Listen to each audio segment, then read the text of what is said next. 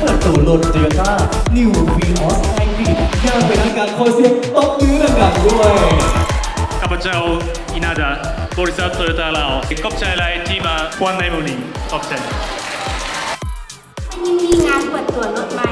Toyota New Vios Hybrid แ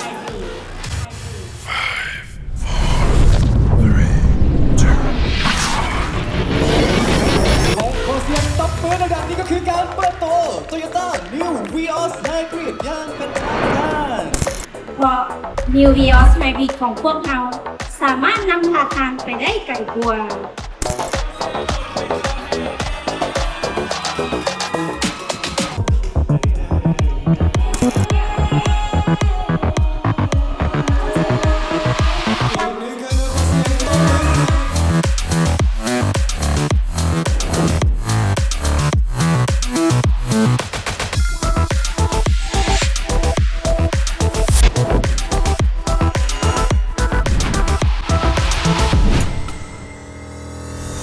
เพราะจริงๆทีนี้เท่ากับติดตามข่าวอยู่เรื่อยๆเนาะของรุ่นนี้นะผมรู้สึกว่ามันเป็นไฮบริดที่เป็นแบบใหม่ดีไซน์ใหม่แล้วก็ผมรู้สึกว่าเหมาะกับชีวิตไลฟ์สไตล์ของคนในเมืองมาเมื่อกี้ก็ได้สัมผัสบ้างแล้ว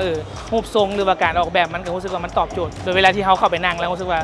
มันคูลอ่ะมันรีแลกซ์แล้วก็ฟังก์ชันต่างๆที่มีก็รู้สึกว่าตอบโจทย์เอาด้วยกันแล้วก็คือว่าน่าจะเหมาะกับหลายคนรู้สึกว่ามันหรูหราดีทางในก็โอเคแบบเบาะนั่งสบายขึ้นแหงมากที่มันประหยัดน้ำมันพอเป็นไฮบริดแต่ว่าเครื่องจักรมันแหงขึ้นตัวรุ่นเก่าจะเป็น1,300แต่ตัวนี้เป็น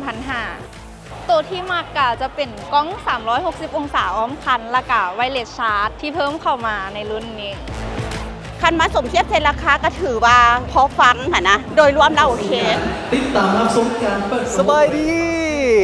ดีมาเลยมื้อนี้มีข่าวดีมาบอกพบกันกับงาน Toyota Fair 2025ที่ศูนย์การค้าพักสันสั้นหนึ่งเด้อมาปีนี้ต้องบอกว่าคุ้มค่าอย่างแน่นอนมีโปรใหญ่แห่งปีจากทาง Toyota ลาวของเขาเชิญชวนผู้คนมารุ่นรับสำหรับสิทธิพิเศษพร้อมเพราะว่าออกรถมื้อนี้จะลืมว่าจะได้รับเนาะบัตรแทนเงินสดบริการหลังการขาย